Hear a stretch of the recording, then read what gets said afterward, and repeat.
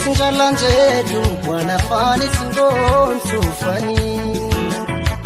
wanagote samarisi sundavera sitinka suwani angaranko bitabata ini mandan kabane sufani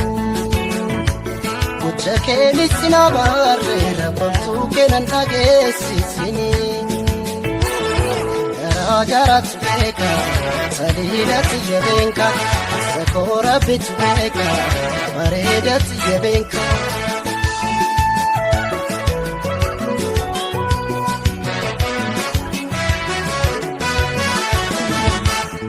Onento simale, kambiran jalatu, chito simale, kambiran agartu, eko simale,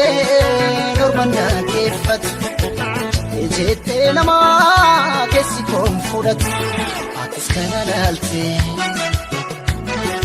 Namiskin pichake garba ke dagate Rabbi le sodane chubuna ratolte Wangaran ke adegote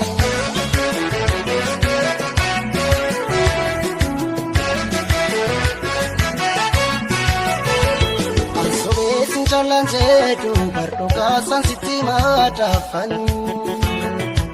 Natin kasin gocha kesan bardo se nati odese namin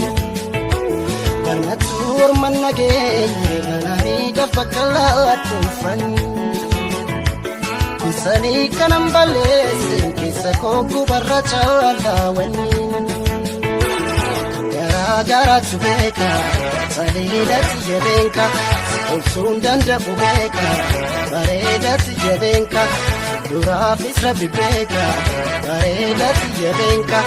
Sakora bitu beka salidat yebenka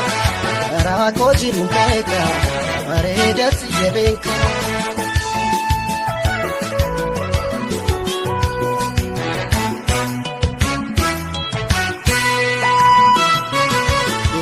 Iftu lipe gapike malbasa Ifamanan jetus ibimanan chasa Ngaran konfayu nadisi sindisa Alisi fameye yane Chala desi rakambane Nabitu toko nungone Walitintane Walitintane Walitintane Ammarra wajinjirane Yero gari dabasine Rabbitu toko nungone Nuka walitintane Walitintane Nuka walitintane Walitintane Nuka walitintane Anisi famene yane Chala desi nakambane Rabbitu toko nungone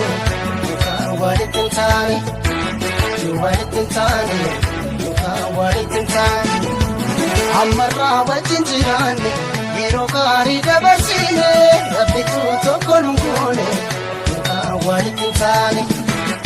Walitintane Walitintane Walitintane Walitintane Walitintane Walitintane Walitintane